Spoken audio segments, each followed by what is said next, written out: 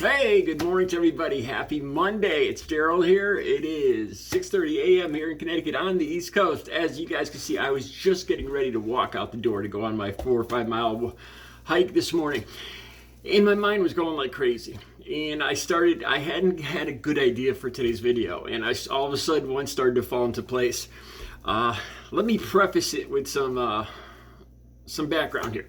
Okay, this morning I watched Beau of the Fifth Column. I watched one of his videos, and his most recent video, where he opened it up talking about how he had gotten literally dozens of questions about Putin, is increasing his nuclear standing, putting his nukes on high alert.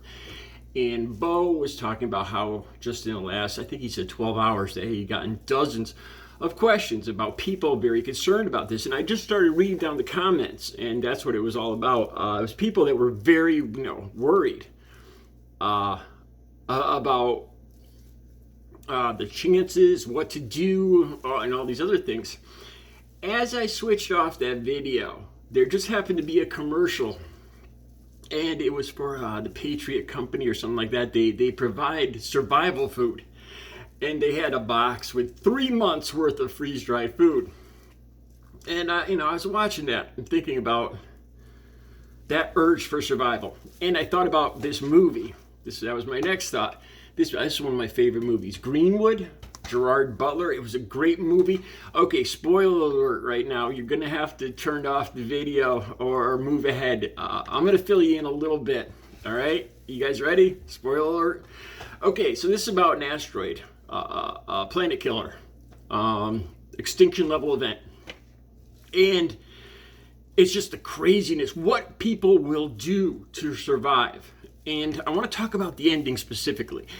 At the end, I was empathizing with Gerard Butler, trying to save his family, get his family into. That's the one thing that makes me a little different here, because I don't have kids. But, I was empathizing, what would I do in this situation and everything.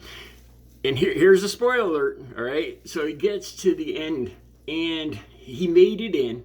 He survived the blast. The blast doors open, and, the planet is wiped out.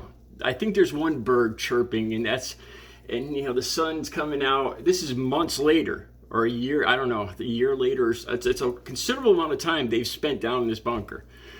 So Gerard Butler and his child made it, yay. But I was horrified by that.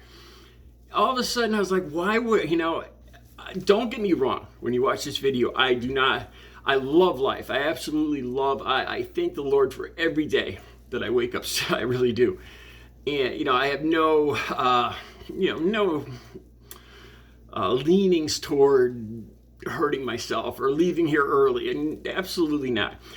But when I watched that, I was like, it's almost like to me, it's like waking up into that world. Is that what you really want? You watch the whole movie through the struggle. The humans are doing to each other, killing, kidnapping, just brutal stuff to be one of the survivors. But you look at what they survive into. Now, this is the next thing I want to talk about. There's life and there's death. I think as I get older, my thoughts start to change, and then losing Audrey this summer has a lot to do with this too. I lost my father when I was 9, and shortly after that, I lost both grandfathers and my grandmother. Two of my best friends died the year I graduated high school. My best friends. There's been a lot of loss in my life, and I've come to accept there's life, and we're all going to have the last day on earth. We're all going to have that day.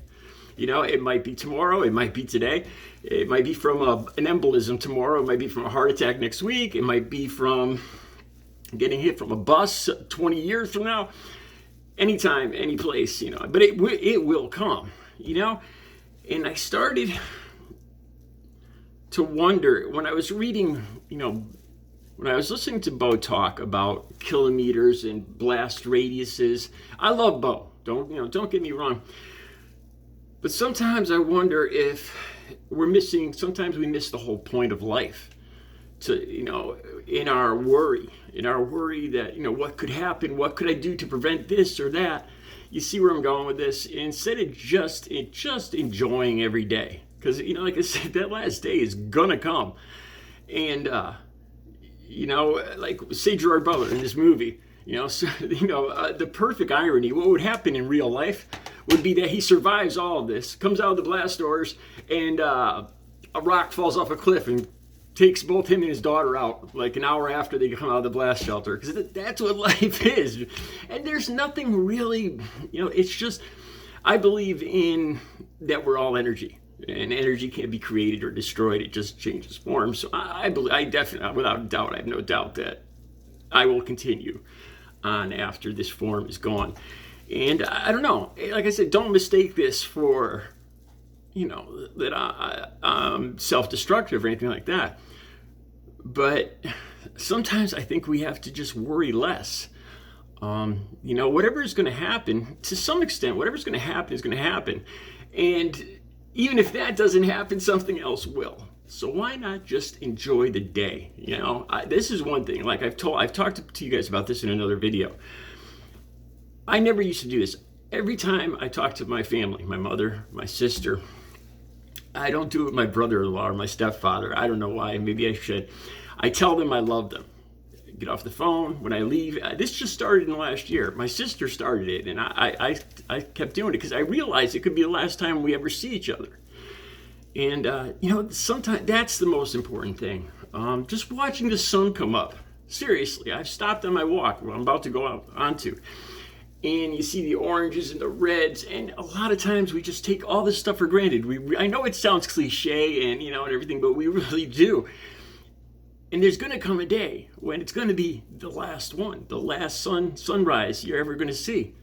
So instead of worrying about survival food, if you imagine if there was a nuclear war here and you managed to survive it, what would you really wake up into? Maybe it would be more merciful that whatever happens, and if you were to perish before or during if there was a nuclear war, as opposed to surviving after it.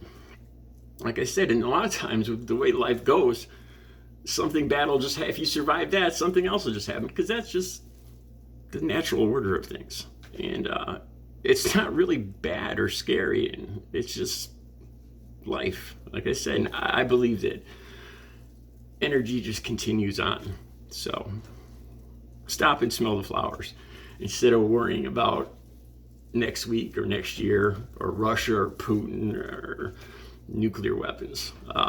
Tell the people around you that you love them. Give them an extra hug. Freak them out. Let somebody go in front of you in line that has, if they only have one item, let them go in front of you. Open the door for somebody.